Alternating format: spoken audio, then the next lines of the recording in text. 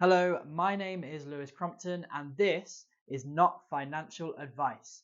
So maybe this headline has grabbed your attention because you want to make yourself some tax-free profits with your investments, with what you're doing, with your money, your hard-earned cash that you have left over at the end of each month. Or maybe you're thinking, what is Lewis coming up with now? What is this ridiculousness? What the heck is he going to be sharing with us on this particular video? Well, either way, thank you very much for your attention. Thank you for the likes. Thank you for the views.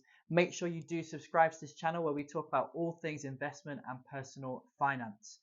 So today I'm going to be looking at some of the tax-free investments that you have the opportunity to use in the UK. Yes, there are some which are tax-free, and yes, they are legal. I know sometimes we hear tax-free and we think it's not legal, but these ones are entirely legal. One of them I've actually been using as a form of investment for the past over 8 years now. So I've been doing it for quite a long time and I've not been put in prison just yet. Maybe for other things, but not for this.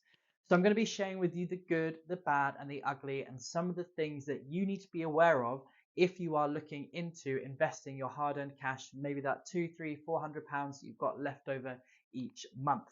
Now, before I get started, although I'm talking about tax-free investments, I am okay with tax. I'm okay with paying tax. I'm actually the type of person who has a favorite tax quote, and it's by a guy called Robert Kiyosaki. So you may have heard of Robert, you may not have done. He's massive in the personal finance world, personal investment world. And I actually used to teach and speak on behalf of Robert Kiyosaki's brand. He's not a musician, he's an author and an investor. So he wrote a book called Rich Dad Poor Dad. If you haven't read that book, highly recommend reading that book. It's a really good introduction as to why we invest. It doesn't necessarily tell you how to invest, but it does tell you why.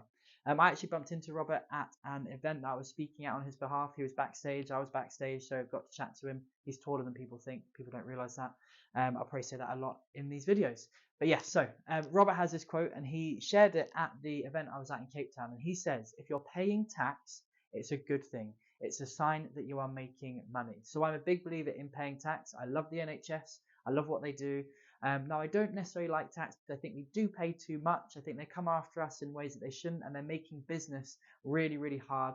And if your hard-earned cash is being taxed and then taxed again, I'm not a fan of that. But anyway, I'm a big believer in paying tax. It's a good sign. Reframe your mind to realize it means you are making money. So that's a good thing.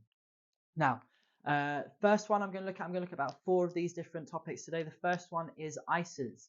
So tax-free ISAs. Now you have a certain limit that you can invest to at the top of these. Now the expectation that you should kind of be having around annual interest for an ISA.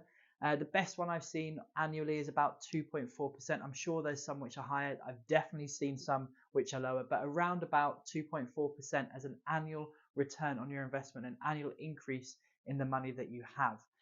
The main upside of an ISA is that it's tax-free and it's fairly easy to set up. You can just go to your bank, you can probably do it online, and you can set up an ISA there. The downside is that it's capped. So you have a yearly allowance that you're allowed to put in there. I would, if I was putting into an ISA, which I am, what I tend to do is try to max out the total amount I can put into that tax-free ISA. Make sure you're doing that on an annual basis. The other downside is that yes, it's low in terms of the annual return, but there's another downside, which is that you are going to be penalized if you take money out. Most ISAs aren't just free to drop in and drop out of. You have to leave your money tied in for at least a whole year before you get that top rate, that top percentage. If you take out earlier, then you're going to be charged and you're going to have a lower interest rate on that capital. So you basically have a penalty for removing your money. Now, the second one is a pension. You can also look at a SIP, so self-invested pension plan. That's another one you can do as well. But the one I want to talk about is the one that you get access to with your employer if you have a job. So first things first, match. Your employer has to match. That's a massive upside. The employer has to match what it is that you are putting into that plan, that pension. So put as much as you can put in that they're going to match as well. Then you're basically giving yourself double tax savings. So you get a double whammy tax savings. Not only does your employer have to match it, so you get a bonus there, but also because you're putting more of your money before it's taxed into that pension, you're actually saving on the amount of income tax you're going to be paying as well. So you get a double whammy. Your employer has to match it, and you actually end up paying lower income tax as a result of paying into your pension. Now, there is a bit of a downside. You don't necessarily know what that's going to return you. It does fluctuate. You're also not going to see the benefit of paying into that pension for a good number of years, depending on what stage of your life you're in. So you're definitely investing for the future. So if you were to happen to pass away, you're not going to get the benefit of that. Hopefully, if you set up a will and everything like that, somebody will get the benefit of your pension, but you're not going to see the benefit of it straight away. And if you die too young, you're not going to see any benefit from it whatsoever. So you definitely have to be thinking long term with paying into a pension. So ask yourself the question, what if you die? That's why wills are so important. Now, there is a problem with pensions that people don't talk about, or maybe people just don't realize. And that is when you start to draw down from your pension in later life, you are actually going to be taxed on that pension at that point. So it's not taxed from the point of investing into it, so you save yourself tax in that respect.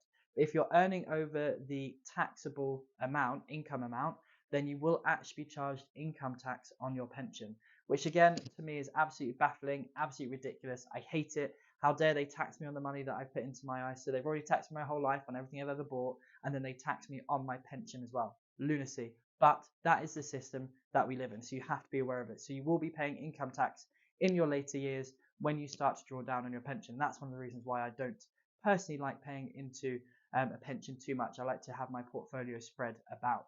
Now, the next one I'm going to talk about, I've been doing for over 8 years. It's that one, and it is Forex trading. So if you don't know what Forex trading is, it's basically where we exchange currencies, so foreign exchange. So we're trading currencies in the market. Now, in terms of what you should expect as a return from this, the way that I trade returns between 5% and 10% per month. That's not an annual return, that's a per month return. So there are a couple of upsides, but there are a couple of downsides as well. So I'm going to share those with you. So the main upside, you get absolutely fantastic returns, absolutely fantastic returns. You can do it anywhere in the world as well. And in the UK, it is tax free. And the way that we do that is we use what's called a spread betting broker. So why does it use the word betting? The reason it uses the word betting is because you technically never own anything. So I want you to think about Stranger Things here. I've currently just binged the current season, so season 4. Absolutely fantastic. Think about the upside down world. It's like a mirror world. It's like a shadow world. And that shadow world, when it comes to the markets, that mirror world means we're trading in exactly the same way as we would if we were trading real stocks and shares, real currencies, but it's a mirror. So we're not actually ever owning the asset which we're trading. And because we never own it, we therefore can't be taxed on it. So that's why in the UK, we have that functionality, which is fantastic. And that's what makes it tax-free, even though the investment decisions and the process you go on is exactly the same as if you were trading the real market and actually buying physical assets, physical stocks and shares and currencies. So that is why it's tax-free. So the main upside, tax-free, great returns, you can do it anywhere. The downsides would be that it does take time to learn, and you do have to learn it safely and correctly. And it isn't entirely passive. So depending on the different style of trading you may do, my personal style of trading only takes me 30 minutes a day. You may want to spend longer, but it's kind of up to you. But the way that I trade it is only 30 minutes a day. But that means it's not entirely passive like the other forms of investment we've talked about. If you do want to know more about that, then you can see some info in the comments section, or you can just reach out and drop me a message. Now, the fourth one that we're going to look at today is government bonds, sometimes called gilts. Don't know why they call them gilts, maybe because they're so guilty for taxing you and everything else. They want to give you some form of tax-free investment opportunity with them, basically to help them build the government, build the UK, build the infrastructure and all of that sort of stuff. So if you're into that, this may be the type of thing you want to look at.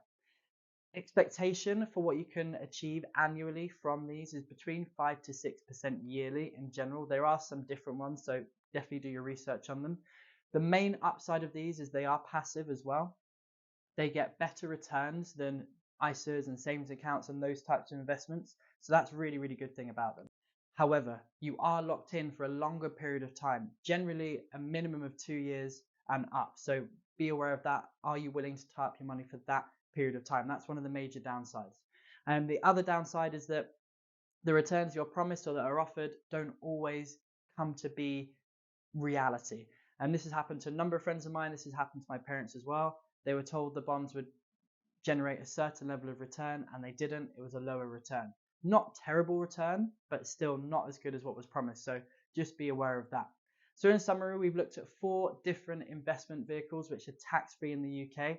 we've looked at ISAs, we've looked at personal pensions or self-invested pensions, we've looked at Forex trading, and we've also looked at government bonds. Let me know in the comments which one of those sounds the most interesting to you and why it is that you're most interested in that particular investment vehicle, other than just the fact it's tax-free. Now, there are some other weird and wacky low tax options which we could talk about, such as investing in movies, investing in art, and that type of thing as well, but they're not purely zero tax, so I won't go into them just now. That will be a video for another day. But there's loads of different ways you can invest your money if you're happy to take a little bit of risk here. All investment does carry risk. So make sure you like this video, make sure you subscribe to the channel, comment in the section below, let me know which is your favorite of the 4 we've talked about today. And remember, I'm Lewis Crompton, and this is not financial advice.